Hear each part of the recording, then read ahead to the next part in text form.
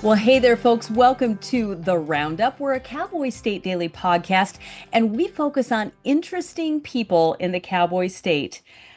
I'm telling you, there is not a story that I've come across recently that is more interesting than Jessica Lippincott's story. This story is one that is made for TV movie. And I just think it's fascinating that Jessica, who is a Wyoming native, that she's lived here most of her life, and she has been a paleontologist. Well, I'm going to let her tell you a little bit about her background, but you're going to want to stick around for this story because it's a great story. So, Jessica, hello, welcome, welcome, welcome. Hi, thanks for having me on. I think this is going to be a lot of fun. So, I started to tell people a little bit about what you do, and I want to introduce you as that because you're a very experienced, you're a scientist, you're a paleontologist. Tell us about the work that you do. My background is in paleontology and I worked in that for, oh my goodness, almost 30 years. I started working at the Tate Museum in Casper when I was still in high school. And so that's kind of how I got started into that. Uh, and and I don't work at the museum anymore, but I still do paleontology on the side. And I'm very active with a paleo documentary called Why Dinosaurs. So I'm one of the executive producers for that. So we've kind of gone all over the country screening this movie, and we're getting ready to go to Australia actually in the summer to do that, to do a Australian tour. So yeah, I still do lots of paleo stuff on the side. We may have to come back to that because I think that's fascinating in itself, that whole Yeah. topic. So we may touch on that before we're done with the podcast today. But Jessica, you are a scientist and you're curious about things, and even from a young age, you were curious about your own background. Tell us about growing up. You were a single, you were an only child, but your childhood was a little different than most people's. So tell us about the very dramatic turns that your childhood took. Yeah. So when I was two, my who I thought was my biological father, he kidnapped me, and that happened in Casper, actually in Mills. And I was gone for about 3 months. I don't have a lot of memory of it. I just have two distinct memories that I remember, and it was kind of a very traumatic thing that happened, as a kid, and it's kind of like paved the way of my life, I guess you could say, in a subconscious way. And so after I was recovered, I didn't talk for a while, and then I really remember questioning myself and a lot of things as a kid. And I used to ask my mom all the time if I was adopted, because I felt like I was a lot different than my cousins or anyone else in my family. And I used to say, I think I have brothers and sisters. And she said, no, you don't have any. And I'm like, are you sure? I really feel like I do. And I remember asking her that at probably 5 or 6 years old, like all the time. So And something inside you at that time, because you had no proof. You had yeah, I nothing, did. there was nothing, but you just kept asking your mom if you had brothers and sisters. Yeah, I just felt like something was different, something was totally off. And growing up, I had a very distinctive interest in science. So my first science fair project was about planets. I've always liked medicine. I used to want to be a surgeon, and then kind of switched to marine biology, and then eventually geology and paleontology. So yeah, I've always had an interest in the sciences throughout my life. So science, you took that interest in those skills, the things that you learned, and said, maybe I should apply this to my own life. Tell us about your decision to do some science work on your own background. So in 2013, my mom had passed away, but before she passed away, I remember asking her about who I thought was my real father, because of what he had done to me. I didn't have any contact with him. He had gone to jail, and it was always kind of like shunned, like we didn't talk about it. And so I knew my mom was terminally ill, and I started asking her questions about his family and what he was like. And she started to answer them. And then all of a sudden she said, it doesn't really matter anyways, because he's probably not your dad. And I thought, what? What are you talking about? And she said that they had gone to a fertility clinic and had used a sperm donor. And I asked her a couple more questions, and she answered them, and then she got very upset. And so I didn't push it anymore, just because she was so sick, and I just didn't want to get her upset. But after she passed away, I kept wondering, was she right? Was she being serious? And so in 2017, I did a 23andMe test and sent that off. And I was really more interested in the medical side, if there was some sort of disease or something that I was subjected to. That's kind of what I was really interested in. And that's what I clicked on for a few hours, actually, after I got my results. And then I clicked on DNA relatives and opened up a whole can of worms. A whole can of worms. Oh my goodness. Jessica, you made the decision that ended up changing the course of your personal life. Mhm. And tell me what you were feeling when you first saw the list of potential relatives of people who you match DNA with. Yeah, so when I clicked on DNA relatives, the first person that popped up was a gentleman, and it shows how much DNA you share with that person, and it said 50%. And then it'll have a match like your brother, sister, etc. And it said your father. And I saw that and thought, what in the world? And then there was all these other people listed under it. I think there was maybe 6 or 7 at that time that said half sibling, half sibling.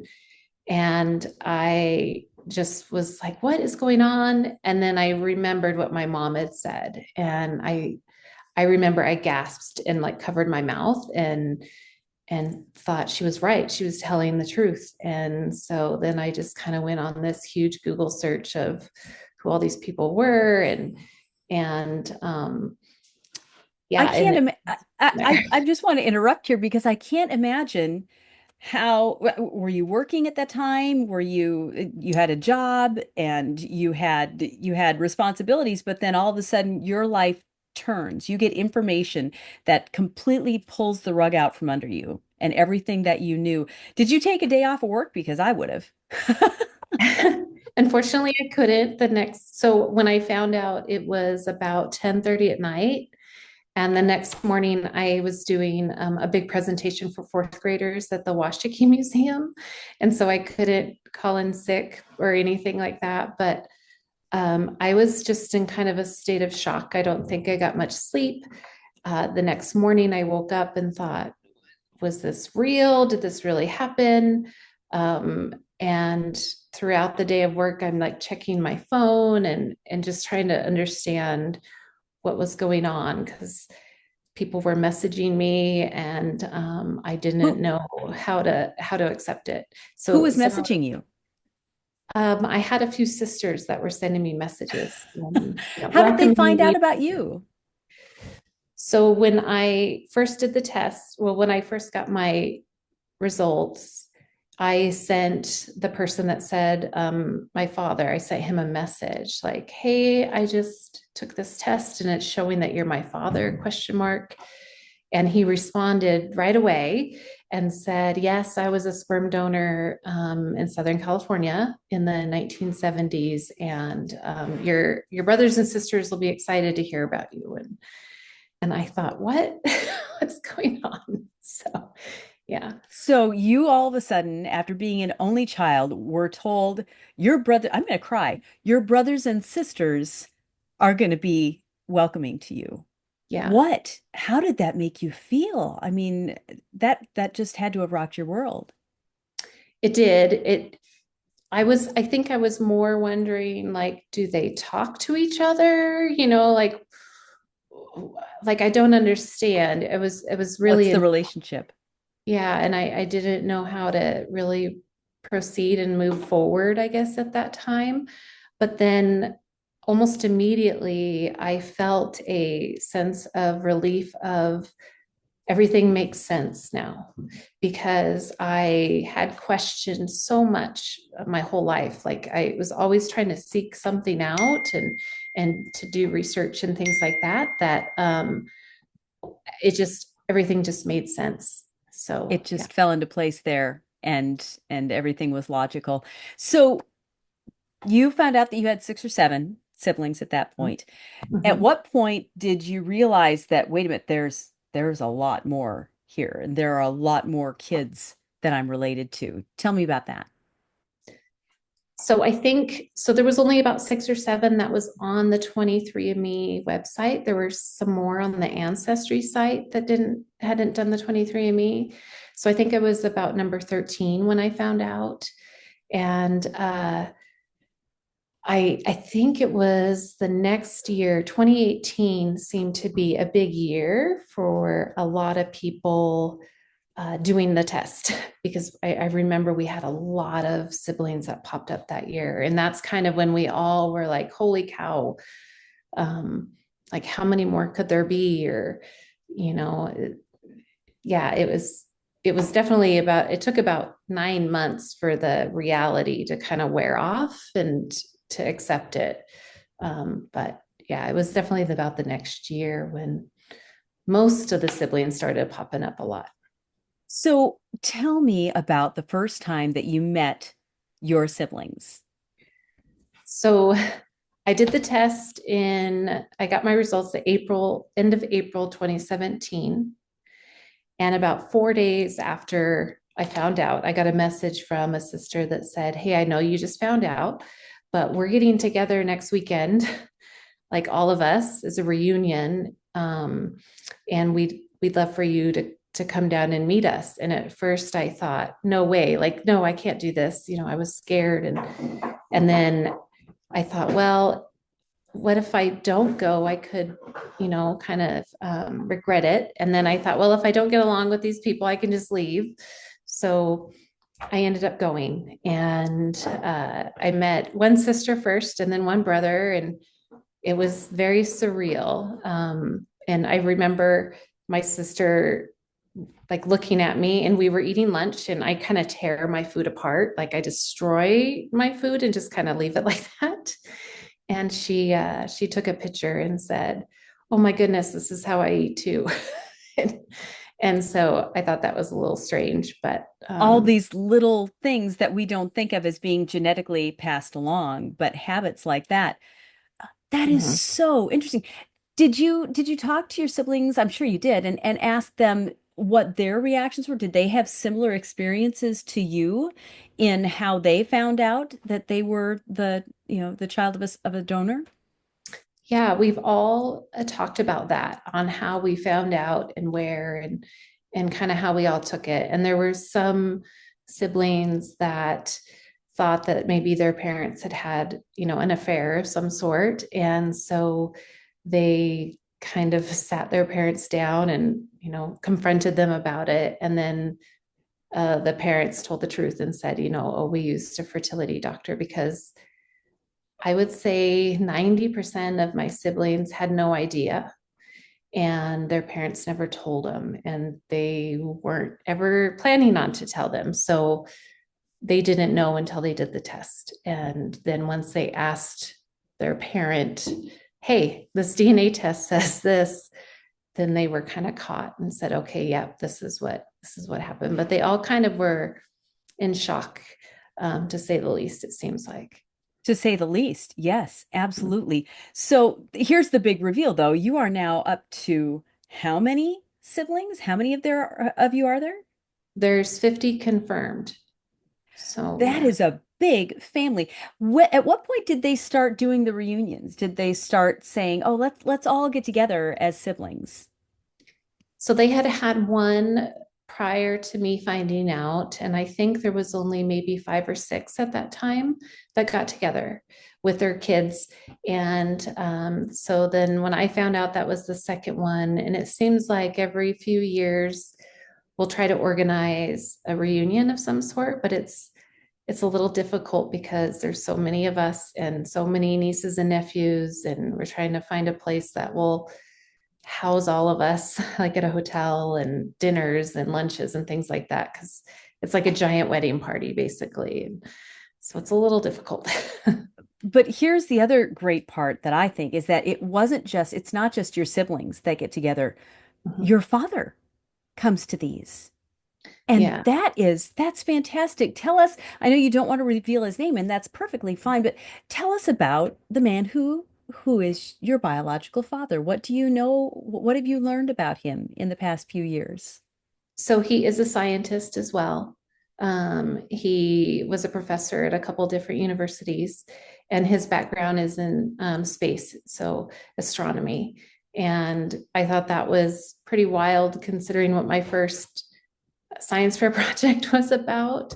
But he's a very nice, kind person. He's he's really great. And a lot of the donors that I've seen on other groups and things like that don't want to have anything to do with their donor kids. And he's always been very open with us and answered any questions. And he never had to, he didn't have to do that. And so I'm very thankful that he's willing to do that. But yeah, he loves music and art. And I was an art student in high school, and I played violin for a long time. And a lot of us played musical instruments, and we all have a big art background and science background. So it was pretty wild to see. And then finding out all of that really was like, well, of course this makes sense on why I'm so weird and I love these things. And so yeah, it all came together. It was like the missing piece of a puzzle was finally found. That is so fantastic. Do you guys have a name for yourselves? I mean, do you have a name for your group? Not really. No. So tell me then about your siblings, and are you closer to some than to others? Yeah. Uh, so I do have a brother that lives in Colorado.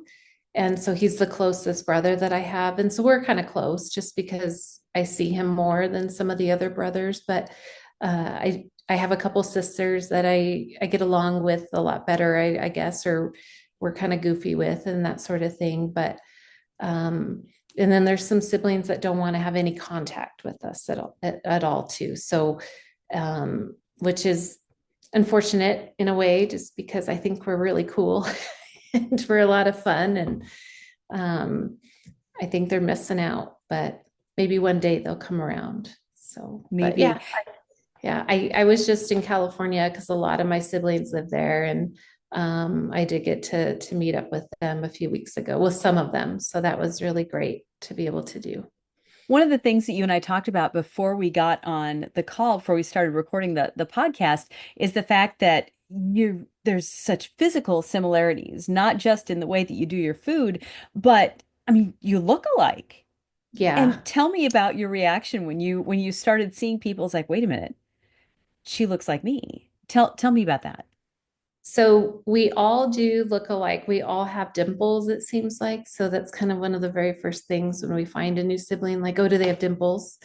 And it seems like we all have the same eyes and also nose. And then the cheekbones are kind of the same.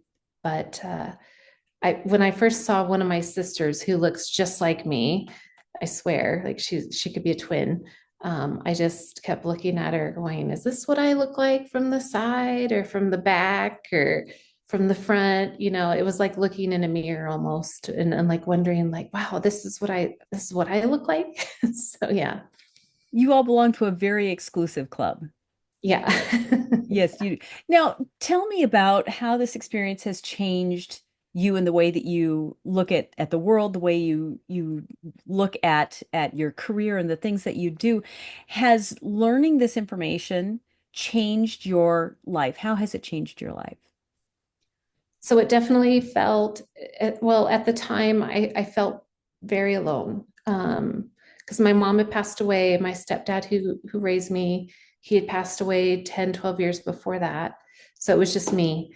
And uh, when I bought the test, it was right after Christmas. And I just remember that Christmas feeling just so isolated in a way. My husband's family is great and I love them so much, but it's different not having your own family around too, and after finding out, it definitely my heart has been filled in a way that I can't really describe, and I'm very thankful to have found out. I just wish I would have done the test years before or known way before. Um, but yeah, I feel a lot happier, and I just know that I have sisters and brothers out there that I can call for advice or whatever if I'm having a bad day, that sort of thing. So it's like I have all these new best friends. That is just absolutely fantastic. How do people find out about your story? I mean, because it seems like there would be other donor kids out there who might want to follow the same path that your family has done. I mean, what advice do you have to people for like doing the DNA tests if they've got questions?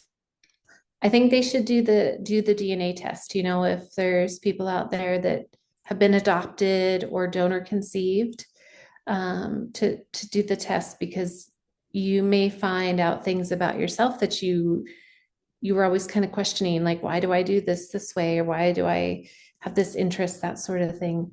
Unfortunately, there's not every donor is wanting to have that relationship, but hopefully they would answer some medical questions at least, and if they have donor siblings, they could develop relationships with them, because I definitely, I'm thankful and happy that I found who my biological father is, but I have this huge, much bigger connection to my brothers and sisters, rather than my father, I guess you could say. And to me, that's great. Like, it's something I never knew what it would feel like, because I wasn't raised with siblings. So it's like I'm trying to catch up on all these years that I've missed. And now you've got nieces and nephews. Oh So gosh, you yeah. have this huge extended family. I want to give a shout out to Andrew Rossi, Cowboy State Daily reporter, who first told this story on Cowboy State Daily, and I'll link the story link in the story notes here. But you worked with Andrew at Mhm. the Thermopolis Dinosaur Center, and he's got some pictures, and that's why I'm mentioning this. He's got pictures on his original story of you with some of your siblings. And Mhm. I just think that the resemblance is remarkable for all of you. And I think that the fact that you have been able to find this really is a testament to this brand new technology, Yeah. these advancements in science that have allowed us to find these. As a scientist, are you fascinated by the process? I am. I really am. I'm really interested actually in the familial DNA that's solving crimes and things like that, because this is kind of how they do it. They do like a genealogical tree and they narrow everything down. And it's really interesting. My daughter, actually, my oldest daughter, is going to college right now, and she's kind of interested in genetics. She's a microbiology major, so she's not sure what she wants to do, but I think the genetics definitely interest her quite a bit. So Well, I'm gonna refer to a podcast from 2 weeks ago, and I'm gonna suggest that if you're interested in Jessica's story and you haven't watched the podcast from 2 weeks ago, where I visited with Dr. Hudson Freeze, he is the undergraduate student who scooped the bacteria out of the hot springs in Yellowstone National Park that ended up being the key to being able to do all of this DNA work. And so I highly suggest that you guys look up Dr. Hudson Freeze or watch the podcast from a couple of weeks ago, because what you're talking about here is the culmination of the work that he started back in 1966, I believe it was. So I think that's fantastic. mhm. I want to wrap up this section of the podcast because I do want to go back and visit about the project that Jessica is working on. But this segment has just been phenomenal and so interesting. Let's talk about the other science now. Let's talk about the paleontology, let's talk about dinosaurs for just a few minutes and tell us about this film project that you're working on, Jessica. Yeah, so back in 2019, I had seen an Instagram post from Tony Pinto, and he had started this documentary that he was filming with his son, James, and they were wanting to interview paleontologists and kind of asking the question why people love dinosaurs. What is it that makes you just be attracted to dinosaurs or anything dinosaur? And so I had invited them out to Thermopolis to dig with us and to film and that sort of thing. And so we did.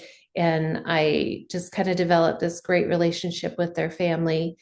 And I've helped them out with the film on editing and things like that. And so we did a screening last year in 2020. Well, now that it's not last year, 2023, I guess you could say. And kind of a test run to see what people's feedback would be. And then in 2024, we started screening it at different film festivals, and we went to the UK and did a whole screening around England. And we've taken awards, or I shouldn't say we, so Tony and James, they've taken awards at various film festivals across the US, and they're winning awards, which is really great.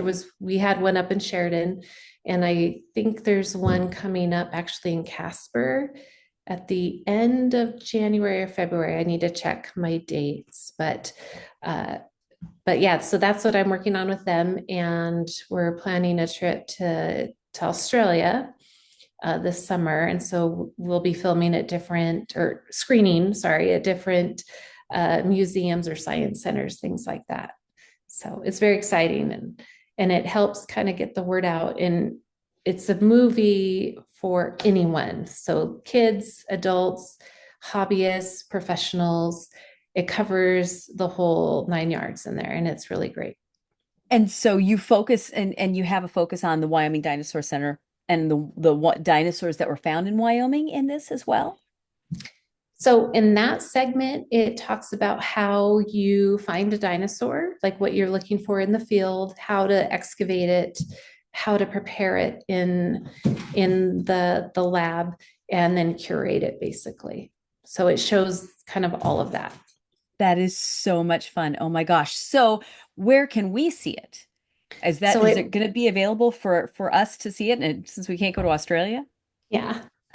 So it will be out on PBS pretty soon. I don't have a date yet, but it will definitely be out on PBS. That's going to be great. Jessica, this has been a fascinating conversation on two different fronts, and I'm so glad that we were able to make this work today.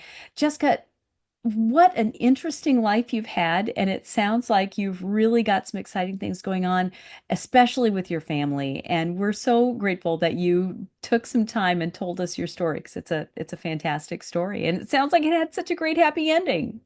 Yeah, it did. And I was going to say, I was working with Andrew when I found out, so Oh, he's really? been there from like the beginning, basically. And I remember telling him, and he was just like blown away, like, what? Oh my goodness. And then I'd find another sibling. I'd be like, I found another sibling, and this is what they do. And so, yeah, it's really been an interesting, amazing ride. Yes. Well, we are glad that you shared it with us, and we're grateful for Andrew for being able to share it with us as well, so that we knew to get a hold of you. So, Jessica, thank you, and good luck in the film. Why Dinosaurs? Is that right? Why Yep. Dinosaurs? Mhm. Why Dinosaurs going to be coming to PBS soon, and Jessica will expect you to keep us in the loop on that, so that we can make sure that everyone gets a chance to see it. Absolutely. All right. Thank you Thank again. you. Thank you. And thank you, folks, for tuning into the Roundup. What a fun episode today. We're so glad that you were able to be here with us. We have so many more great guests coming up. So please stay tuned here to Cowboy State Daily's The Roundup. We'll check out who's coming up next week. And if you have ideas for other great guests, please let me know. We want to be able to highlight the best of who we have here in the Cowboy State. Have a great week, folks. Thank you, Jessica. Thank you, folks.